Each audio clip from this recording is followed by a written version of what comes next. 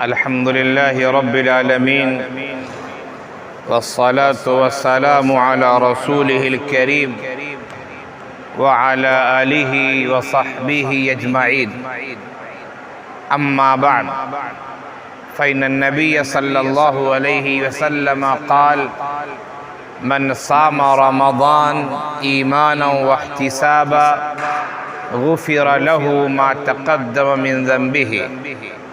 وجاء في رواية أخرى: من قام رمضان إيمانا واحتسابا غفر له ما تقدم من ذنبه، أو كما قال عليه الصلاة والسلام.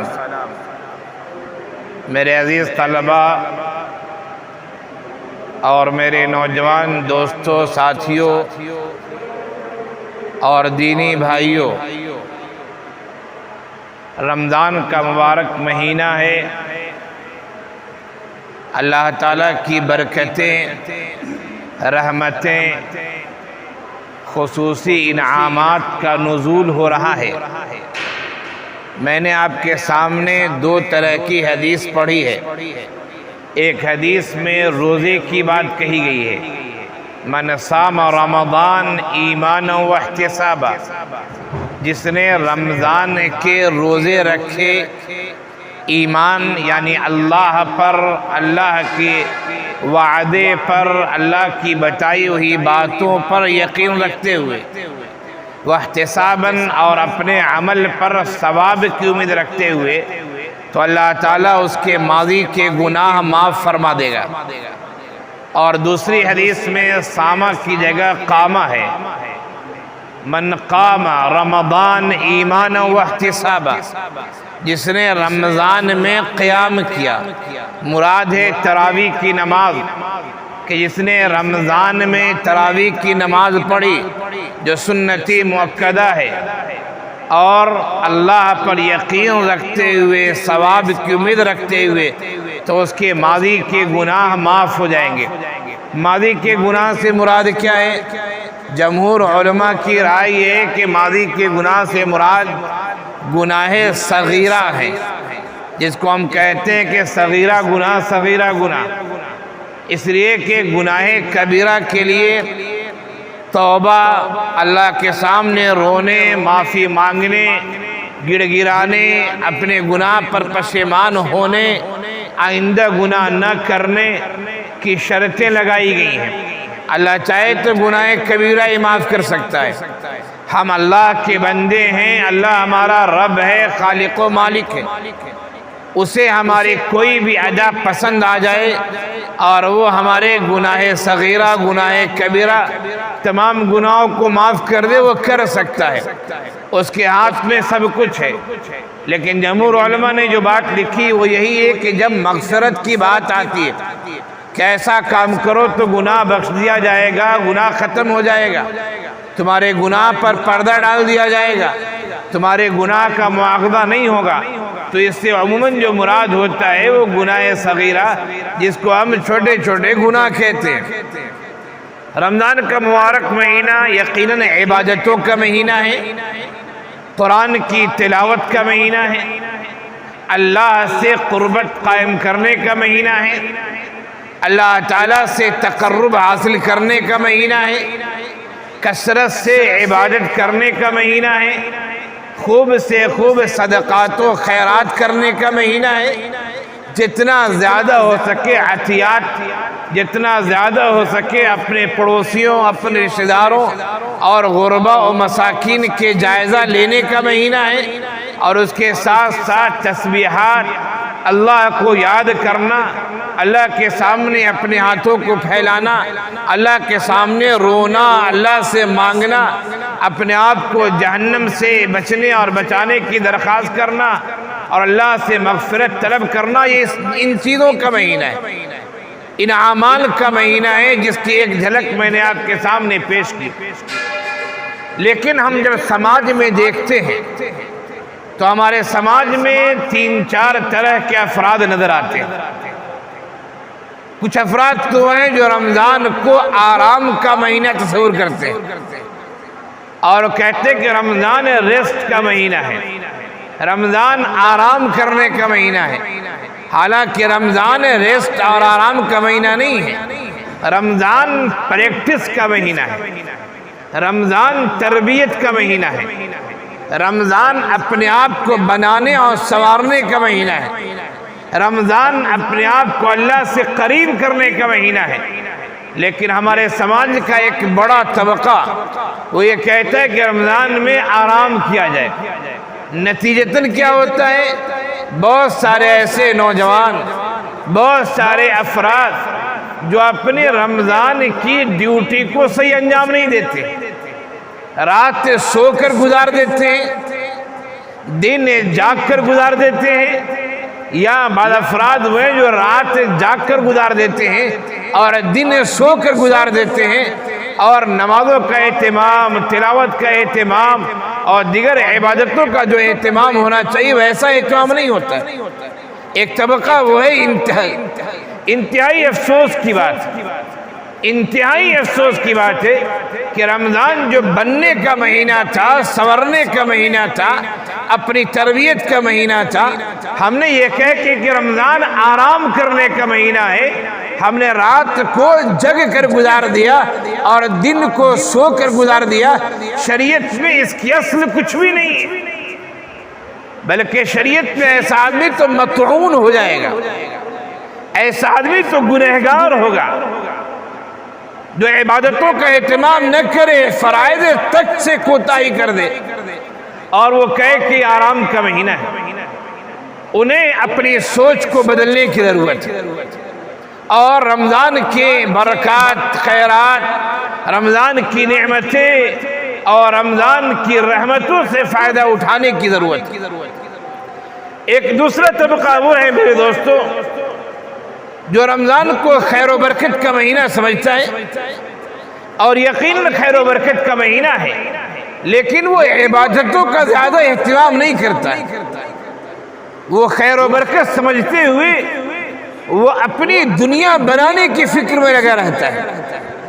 وہ کاروباری حضرات جو کاروبار کرتے ہیں عام دنوں میں کچھ عبادت بھی کر لیتے، رمضان کے مہینے میں تو اور بھی عبادت نہیں کرتے۔ وہ کہتے دکان چھوڑ دوں گا تو کاروبار ٹھپ پڑ جائے گا۔ رمضان تو سیزن ہے، یہ تو کمانے کا مہینہ ہے، یقیناً رمضان سیزن ہے، کاروبار کا سیزن ہے، رمضان عبادت کا بھی سیزن ہے۔ آپ بیلنس لے کے چلیے، یقیناً کاروبار میں ترقی ہوتی ہے۔ آپ جتنا پورے سال نہیں کماتے ہیں اتنا رمضان میں کما لیتے ہیں کاروبار میں۔ ثواب کا مطلب یہ ایسا ہے، پورے سال میں جتنا ثواب آپ نہیں کما سکتے ہیں ایک مہینے محنت کر لیں تو اتنا ثواب مل جائے گا آپ کو۔ تو یہ رمضان جس طرح کاروبار کا مہینہ ہے اور کاروبار میں ترقی ہوتی ہے، اسی طرح ہمیں روحانی ترقی کی بھی کوشش کرنی چاہیے۔ ہمارا وہ طبقہ جو کاروبار میں لگا ہوتا ہے، وہ افراد جو پورے سال کبھی منڈی نہیں لگاتے، جو کبھی دکان پہ کام نہیں کرتے، جو پورے سال کاروبار نہیں کرتے، وہ بھی رمضان میں مال کو حاصل کرنے کے لیے نکڑوں پر اور گھروں کے کونوں پر، کناروں پر وہ منڈیاں لگاتے ہیں۔ کاروبار ہوگا، خوشی کی بات ہے، اللہ تعالیٰ آپ کی روزی روٹی میں ترقی دے، آپ اچھا کام کر رہے ہیں، لیکن جس طرح مال کمانے کے لیے آپ نے کوشش کیے، ثواب کمانے کی بھی کوشش کریں۔ آپ اپنے 24 گھنٹے کے اوقات میں سے کچھ اوقات ایسے نکال لیں فرائض کے علاوہ کہ آپ جس طرح مال کمانے کے فکر مند ہیں آپ ثواب کمانے کی بھی فکر مند ہیں۔ ایک طبقہ وہ ہے جو یقیناً عبادتوں میں لگا رہتا ہے، وہ اپنے کاروبار میں سے وقت کم کر دیتا ہے، اپنی دیگر مشغولیتوں میں سے وقت کم کر دیتا ہے اور عبادت کے لیے زیادہ وقت دیتا ہے۔ یہ طبقہ قابل مبارکباد ہے۔ سب سے زیادہ قابل مبارکباد وہ طبقہ ہے جس نے رمضان میں اپنی دیگر مشغولیتوں کو کم کر دیا ہے اور اللہ سے تقرب حاصل کرنے کے لیے اپنے وقت کو بڑھا دیا ہے۔ اس نے عام دنوں میں وہ اگر ایک پارہ تلاوت کرتا تھا، رمضان میں وہ 2 پارے 3 پارے تلاوت کا اہتمام کر رہا ہے۔ عام نمازوں میں وہ اگر صرف فجر کے بعد اور عصر کے بعد تسبیحات پڑھتا تھا، رمضان میں وہ 5 نمازوں کے بعد تسبیحات پڑھ رہا ہے۔ عام دنوں میں اگر وہ نوافل چند رکعت پڑھتا تھا، رمضان کے مہینے میں وہ کثرت سے نوافل پڑھ رہا ہے۔ عام دنوں میں تہجد کا اتنا اہتمام نہیں تھا، لیکن رمضان میں اس نے تہجد کا خوب سے خوب اہتمام کیا ہے۔ یہ طبقہ سب سے زیادہ قابل مبارکباد، اور یہ تیسرا طبقہ قابل رشک ہے۔ میں نے 3 طبقات آپ کے سامنے رکھے۔ مسئلہ ہماری گھر کی عورتوں کا ہے۔ ہمارے گھر کی عورتیں بھی ایسی ہیں، بعض عورتیں تو عبادتوں کا اہتمام کرتی ہیں، لیکن اکثر گھروں کی صورتحال یہ کہ وہ افطار تیار کرتے کرتے مغرب کی اذان کا وقت قریب ہو جاتا ہے، بلکہ بس اوقات سائرن بج جاتا ہے، اذان ہونے لگتی ہے، اور ابھی ہمارا دسترخوان جو عورتیں سجاتی رہتی ہیں۔ نہیں، مرد جو ذمہ داران ہیں گھر کے، انہیں چاہیے کہ وہ بھی عورتوں پر رمضان کے مہینے میں زیادہ بوجھ نہ ڈالیں۔ جس طرح آپ کے لیے یہ عبادت کا سیزن ہے، عورتوں کے لیے بھی عبادت کا سیزن ہے۔ عورتوں سے بھی رمضان میں کم سے کم کام لیا جائے، گھر کے پکوان کم سے کم کرائے جائیں، اور یہ سب مغرب سے آدھا گھنٹہ 1 گھنٹہ پہلے ہو جانا چاہیے، تاکہ عورتیں بھی افطار سے پہلے دسترخوان کے سامنے بیٹھ کے دعائیں کر سکیں، وہ بھی افطار سے پہلے تسبیحات کا اہتمام کر سکیں۔ اس کے لیے مرد کو چوکنا ہونے کی ضرورت ہے، اور مرد کو عورتوں کے لیے وقت نکالنے اور وقت دینے کی ضرورت ہے۔ لیکن عموماً ہمارے گھروں میں ایسا نہیں ہوتا ہے۔ اکثر گھروں کی صورتحال یہ کہ عورتوں پر اتنا دباؤ ڈال دیا جاتا ہے کہ افطار تیار کرنے، اڑوس پڑوس میں افطار بھیجنے، وہ اسی میں مستقل مشغول رہتی ہے، اور پورا مہینہ گزر جاتا ہے۔ یہ افسوس کی بات ہے۔ مردوں کے لیے بھی عبادت کا موسم ہے، عورتوں کے لیے عبادت کا موسم ہے، ہمیں عورتوں کے لیے بھی موقع فراہم کرنا چاہیے۔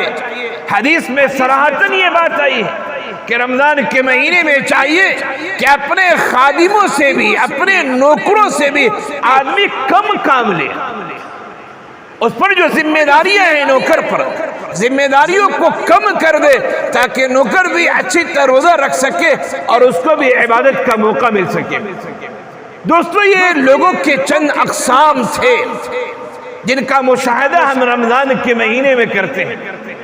اللہ تعالیٰ ہمیں ان لوگوں میں سے بنائے جو رمضان میں عبادتوں کا خوب اہتمام کرتے ہیں، اور اپنی دوسری مشغولیتوں کو عبادتوں کی وجہ سے کم کر دیتے ہیں، اور اللہ کے مقربین میں وہ شامل ہو جاتے ہیں۔